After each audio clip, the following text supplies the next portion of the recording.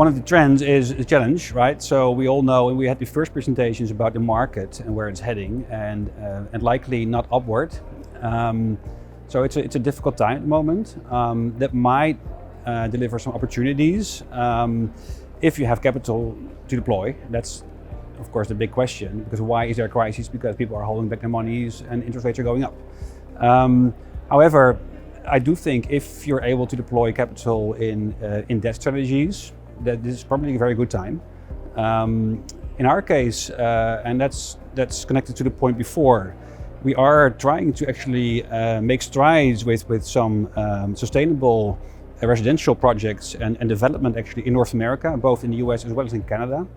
So we're hoping to launch something in that regard here next year and set it off. And maybe a small cooling off the market might not be that bad in that regard in terms of construction costs, for instance, and maybe opportunities for acquisition. So if you have capital available, it's probably a pretty good time to be in the market. You know, one thing that happened in the last year, we had a tremendous returns for commercial real estate investors.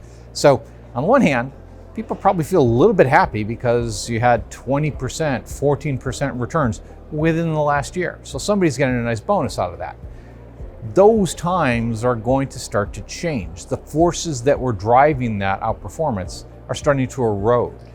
And so will people be as happy next year at this conference? Will there be the same bonuses? Hard to say.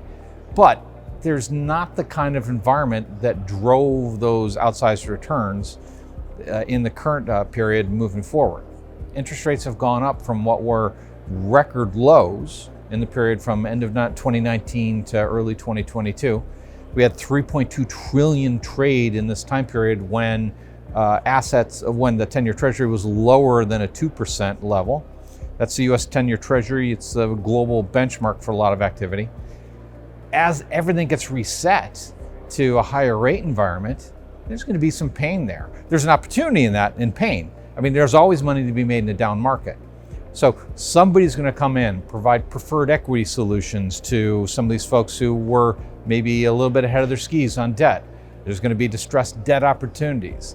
There's going to be opportunities in repricing of assets.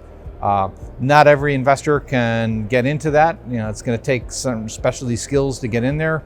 Repurposing defunct properties is going to be another opportunity set, but it's going to be a little bit more painful than just riding the wave of cheap capital that some folks did in the last couple of years. It's very difficult to deny that a big part of what's happening is a rethink in terms of how we use our central business districts, how we use office.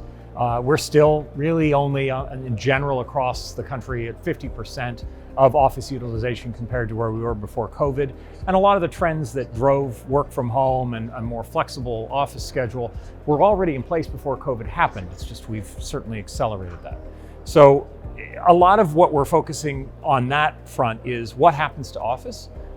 Certainly the best quality office and the best locations are doing well, but there's a lot of other office that whether it's something that somehow we can improve again, we can bring them back, release them, or in some cases even convert them into other uses such as multifamily. There is a multifamily shortage or a housing shortage across North America.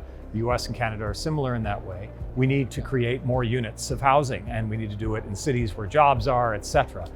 So there's a lot of drivers for that, although the cost isn't significant. And until the values go down in this kind of great repricing that perhaps we're going through over the next several months, it's going to be difficult to pencil out those kinds of deals. Another driver I think that's happening, especially in the US, is for 20 to 30 years we've had a general migration that's been accelerating towards the southern cities and the smaller cities, away from the larger gateway markets that most investors invest in, such as New York or San Francisco, Chicago, Washington, DC. That may be overstated in that, yes, there's a lot of migration to those southern markets, but there's also a lot of immigration into those northern cities. So I think it's a complicated picture. Not only that, the advantages of the southern cities, cheaper, lower taxes, not a lot of people, not having to deal with big cities, those are changing as those cities are becoming more successful and there's more migration. So it's not going to be a one versus two kind of thing. It's going to change and it's going to be somewhat complicated. So a lot of the discussion around migration is a good discussion to have when it comes to the US. And then finally, the big factor I think that's underlying just about everything is certainly climate change, sustainability, ESG, very important issues. Canada's ahead of the United States, I think, in a lot of ways in terms of its thinking, in terms of execution when it comes to real estate in a more sustainable manner. And to some extent, the US is learning from their Canadian colleagues. But I think as we see investments in the US really focusing more and more on sustainability, and especially with the increase in federal spending in that area, especially on energy and sustainable energy, real estate's going to be the beneficiary of that. And I think it's a great opportunity to continue to upgrade the real estate footprint when it comes to sustainability. I think some of these trends will probably, some of these secular trends will get accelerated post-COVID. So we do see one of our top thematic bets is logistics and e-commerce. So we do think that the e-commerce story will continue and will continue to be accelerated post-COVID in many of the markets that we cover. And I would say the weakest point, the weakest link is probably retail, as retail will likely deteriorate as e-commerce continue to grow.